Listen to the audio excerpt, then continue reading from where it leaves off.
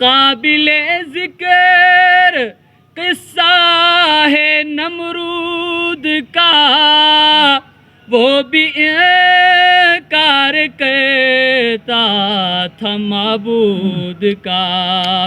اس کا مغز ایک مچھر نے کھا کر کہا، اس کا مغز ایک مچھر نے کھا کر کہا، یوں بڑائی جتانے سے کیا فائدہ۔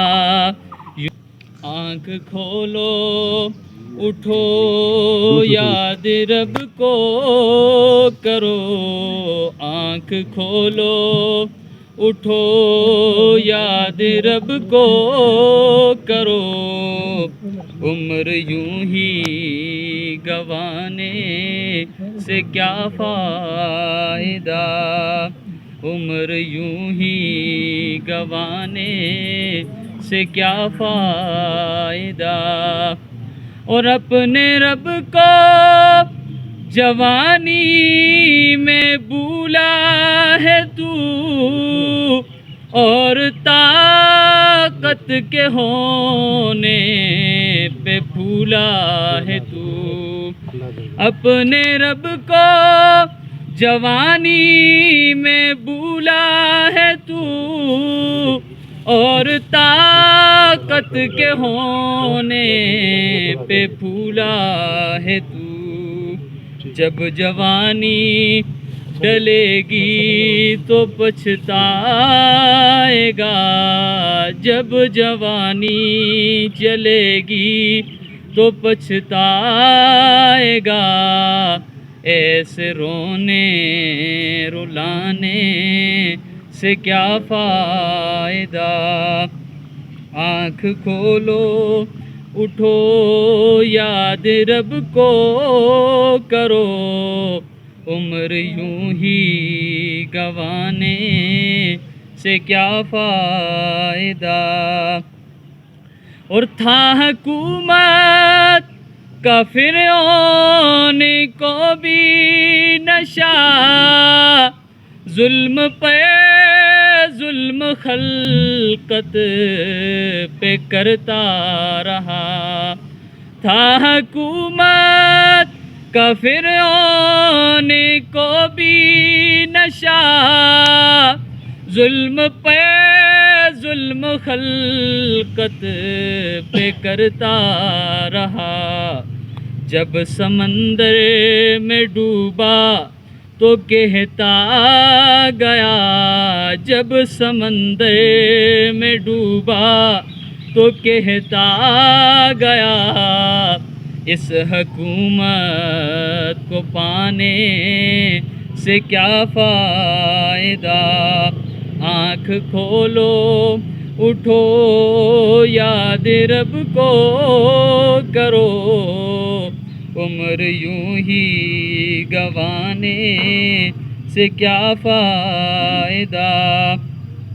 اور کتنا مشہور قصہ ہے شداد کا، روح جب اس کے تن سے نکالی گئی، روح جب اس کے تن سے نکالی گئی، مرتے مرتے وہ لوگوں سے کہتا گیا، مرتے مرتے وہ لوگوں سے کہتا گیا، ایسے بے جا خزانے سے کیا فائدہ، ایسی جنت بنانے سے کیا فائدہ۔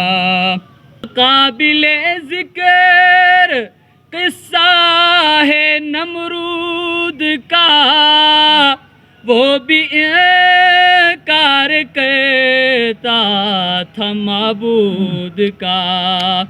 قابل ذکر قصہ ہے نمرود کا، وہ بھی انکار کرتا تھا معبود کا، اس کا مغز ایک مچھر نے کھا کر کہا، اس کا مغز ایک مچھر نے کھا کر کہا، یوں بڑائی جتانے سے کیا فائدہ، یوں بڑائی جتانے سے کیا فائدہ۔ اور یہ جو کلام لکھا ہے انڈیا کے نابینا شاعر ہیں قاری احسان محسن صاحب، اور انہوں نے کس درد کے ساتھ لکھا ہے، کتنے واقعات جمع کر کے آخرت کی یاد دلائی۔ اب آخر کے اندر انہوں نے پیغام کیا دیا، سنیں گا کہ اپنی شہرت پہ محسن نہ تو یوں مچل، ایک دن دبوچے گی تجھ کو اجل، اپنی شہرت پہ محسن نہ تو یوں مچل، ایک دن دبوچے گی تجھ کو اجل۔ تو پھر کیا کریں کہ روح کو صاف کر، نیک اعمال کر، روح کو صاف کر، نیک اعمال کر، جسم ظاہر بنانے سے کیا فائدہ، آنکھ کھولو اٹھو یاد رب کو کرو، عمر یوں ہی گوانے سے کیا فائدہ۔